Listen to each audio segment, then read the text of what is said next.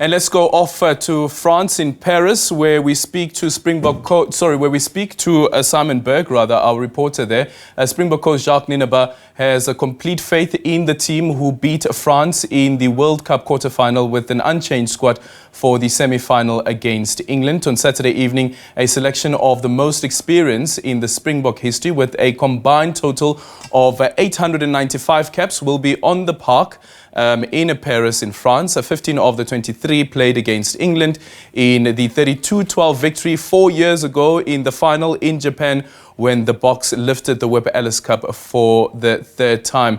Let's now speak to Simon Burke, who's now joining us live from Paris. Simon, good morning. Thank you so much for making time for us. I can only imagine what the mood is like in Paris ahead of that semi-final tomorrow evening.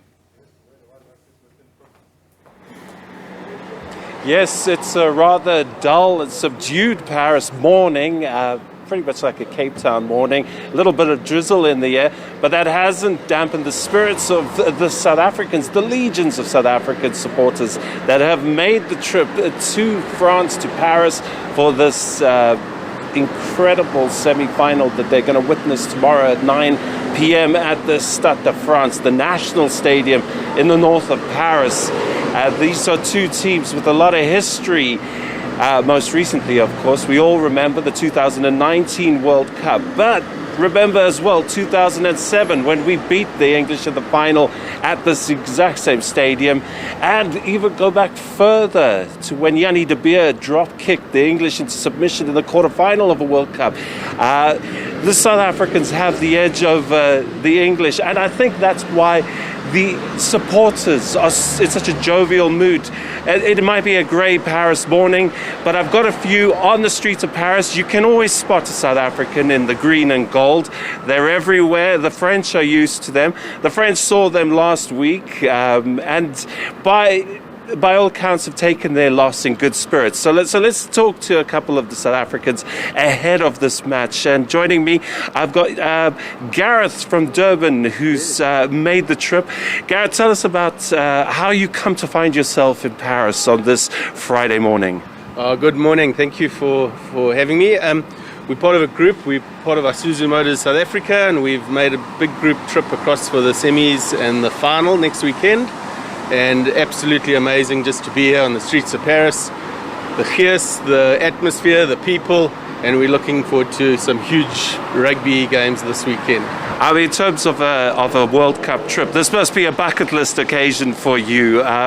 Did you plan specifically for a semi-final, or is it just so happened that the stars have aligned and everything's going your way? It was definitely a gamble. We planned for the semi-finals. Quarterfinals were definitely the ones to be at last weekend, so it was that 50-50, but the gambles paid off. So we're in for a good last 2 weeks of this competition, I think. In terms of your history of supporting Springbok rugby, where would this match rank its significance? What other matches have you attended? I've been very fortunate to have attended the last Rugby World Cup. I wasn't at the final, unfortunately. Some of my colleagues from Isuzu Motors were there. But this ranks right up there. I think it doesn't get bigger and better than this.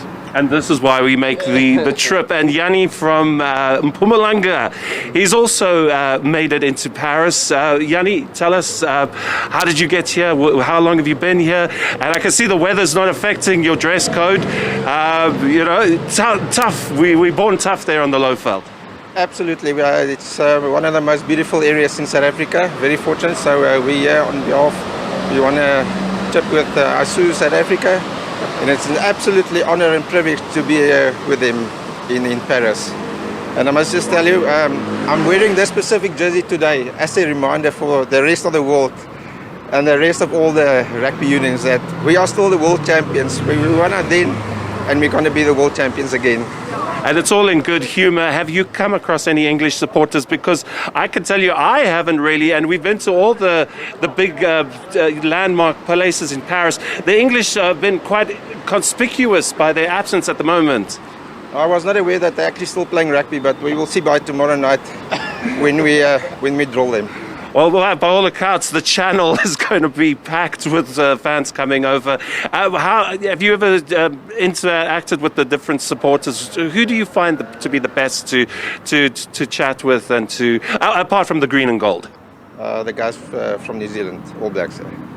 That's interesting. We've got such a mutual respect there. So I suppose all things being square and not looking too far ahead, but a Kiwi South Africa final is what you'd be hoping for. Absolutely, that will be the best final for the World Cup final. So, but I still believe that we're going to take the World Cup home back to South Africa.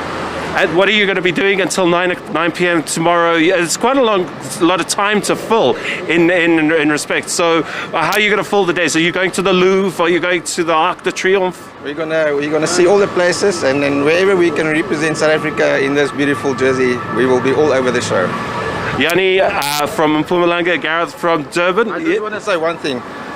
Go Burke! So there you go. We've got South Africans on the streets of Paris, and until kick-off at 9 p.m. tomorrow night, they claim that they're going to be taking in the local culture, a few art galleries, some of the vast avenues that Paris has to offer. So yeah, you get a cultural experience as well as a World Cup experience. Well, in the Gears as well, I'd like to say as well, go Burke! Show them what we are made of. Let's see how the Springboks will play tomorrow when they take up England, who also have a point to prove.